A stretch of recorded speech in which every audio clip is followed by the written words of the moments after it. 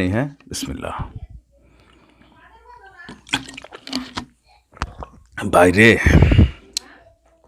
যেই খবর আসছে, যেই ফোন কল ভাইরাল হয়েছে, আমার তো নিজেরই কলিজা শুকাই গেছে। দ্য আয়রন লেডি, কেউ বলছেন ফেসিস্ট হাসিনা, খুনি হাসিনা, স্বৈরাচার হাসিনা। তো নামের আগে যে ট্যাগগুলা লাগাইছেন, এবার তিনি সিদ্ধান্ত নিয়েছেন সেই ট্যাগগুলার সঠিক প্রয়োগ করবেন। দর্শক, ভারতবর্ষে শেখ হাসিনা বাংলাদেশের পরিস্থিতিকে প্রতিনিয়ত অবজারভেশন করছেন। আর যখনই পরিস্থিতির একটু ঠান্ডা হয়, নতুন নতুন ফোনালাপ ভাইরাল হচ্ছে। আর শেখ হাসিনার সাথে যারাই এই ফোনালাপগুলোতে কথোপকথনে জড়িত হন, বাংলাদেশে বসে প্রত্যেকে কিন্তু গ্রেপ্তারও হচ্ছেন। তো এবার ভিন্ন কৌশল তিনি অবলম্বন করেছেন। এবার ফোন দিয়েছেন সরাসরি ডেনমার্ক আওয়ামী লীগের নেতাকর্মীদের কাছে। আর আজকে ইতিমধ্যে আপনারা দেখেছেন সেই ফোন কলের খুবই গুরুত্বপূর্ণ কয়েকটা অংশের মধ্যে এই যে সমন্বয়করা ভাবছে তাদের গলার দিকে ফাঁসির দড়ি এগিয়ে আসছে, কথা কিন্তু সত্য। এবং এটা নিয়ে অনেকেই বলছেন যে না, যদি কখনো 10 বছর 20 বছর পরে যদি আওয়ামী লীগ আসে, এই সমন্বয়করা কেউই তারা বাংলাদেশে থাকতে পারবে না, তাদেরকে কঠিন বিচারের মুখোমুখি করবে। শেখ হাসিনা জীবিত থাকলে তিনি নিজে, অথবা এর পরবর্তীতে ওনার উত্তরসূরি হিসাবে বা আওয়ামী লীগকে যারা লিড করবে এই ঘটনাগুলো করবে। আজকে এই ভাইরাল ফোনালাপের মধ্যে বেশ কয়েকটা জিনিস তিনি সামনে এনেছেন। প্রথমত, এই সমন্বয়কদেরকে মেনশন করে বলেছেন ডক্টর ইউনূসের আশেপাশে যে চেলা চামুন্ডা সমন্বয়করা আছে, আওয়ামী লীগ এদেরকে বাংলাদেশের মাটিতে সংবিধানের আলোকে কঠিন বিচার করবে।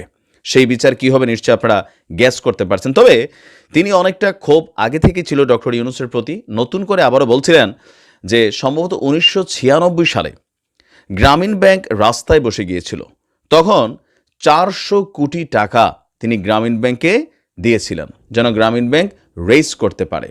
তো তিনি সেই জায়গাটা থেকে কিছুটা ক্ষোভ প্রকাশ করলেন যে এই ইউনূসকেই আমি 400 কোটি টাকা দিয়েছি, সে আজকে তার নির্দেশে মেটিকুলাসলি, এই যে শব্দটা তিনি ব্যবহার করেছিলেন ডক্টর মোহাম্মদ ইউনূস আন্তর্জাতিক পরিমণ্ডলে, এই যে কী বলে যে প্রধান উপদেষ্টার বিশেষ সহকারী ছিল মাহফুজ, তারা আবার দেখলাম পিনাকি দাদা ধরছে বলে, কারণ ধরারও কারণ আছে। মুস্তফা সরোয়ার ফারুকী ইস্যুতে যখন সারা বাংলাদেশ বিক্ষোভ করছে উত্তাল, তখন এই মাহফুজ লিখছে যে সমন্বয়কদের উপদেষ্টাদের বিষয়ে কোনো অভিযোগ আসলে খতিয়ে দেখবে। তো পিনাকি দাদা আবার লিখছেন, তুমি খতিয়ে দেখার কে? তুমি কি প্রধান উপদেষ্টা নাকি, মানে কি তোমার কাজ তো হচ্ছে অন্য কাজ। যাই হোক, সেটা আলাদা কথা। তো তিনি এই উপদেষ্টাদের সহ ডক্টর মোহাম্মদ ইউনূস সহ এই যে মেটিকুলাসলি একটা প্ল্যান করেছেন, ধারণা হচ্ছে শেখ হাসিনা বা আওয়ামী লীগের নেতাকর্মীদের। তো সেই জায়গায় বলছেন যে এই যত ঘটনা ঘটছে বাংলাদেশে আফটার 5ই আগস্ট, সব কিছু ডক্টর মোহাম্মদ ইউনূস তিনি নির্দেশনা দিয়ে করাচ্ছেন। এটা হচ্ছে শেখ হাসিনা বা আওয়ামী লীগের নেতাকর্মীদের। তো সেই জায়গায় বলছেন যে এই যত ঘটনা ঘটছে বাংলাদেশে আফটার 5ই আগস্ট, সব কিছু ডক্টর মোহাম্মদ ইউনূস তিনি নির্দেশনা দিয়ে করাচ্ছেন। এটা হচ্ছে শেখ হাসিনার বক্তব্য, যে ফোন আলাপ ভাইরাল হয়েছে, আপনারা দেখেছেন অনেক গণমাধ্যমে। এখন সমন্বয়কদের ইস্যুতে তিনি যে যথেষ্ট বিরক্ত বা ক্ষোভ প্রকাশ করেছেন, সেই জায়গাটায় ডেনমার্কের যারা আওয়ামী লীগের নেতাকর্মী আছেন তারা আবার খুব উচ্ছ্বসিত হয়েছেন। আবার তিনি এইটাও বলছেন যে এখন আওয়ামী লীগের কর্মপরিধি বা সিস্টেমটা কি হবে। বেসিক্যালি তিনি আন্তর্জাতিক যে কানেক্টিভিটি, যেমন আওয়ামী লীগ সরকার ক্ষমতায় থাকতে ইউরোপীয় ইউনিয়ন থেকে কিন্তু শেখ হাসিনার উদ্দেশ্যে বা আইন মন্ত্রণালয়ের উদ্দেশ্যে অনেক চিঠি আসতো, মানবাধিকার লঙ্ঘন, গুম খুন, বিভিন্ন ইস্যুতে।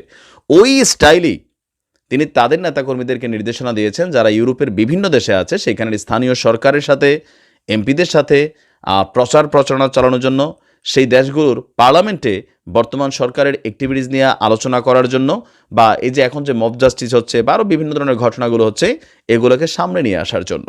এখন শেখ হাসিনার এই ভাইরাল ফোন কলে প্রতিক্রিয়া কি হবে? আপাতত কোনো প্রতিক্রিয়া হবে না, কারণ যে ব্যক্তিদের সাথে কথা বলেছেন তারা ডেনমার্ক বসবাস করে। আর একাধিক ফোনালাপ সামনে আসার পর বিষয়গুলো মানুষের কাছে নর্মাল হওয়া শুরু হয়েছে, কারণ এখন আস্তে আস্তে শেখ হাসিনা এমনটাই করবেন এটাই সবাই ধারণা করছেন।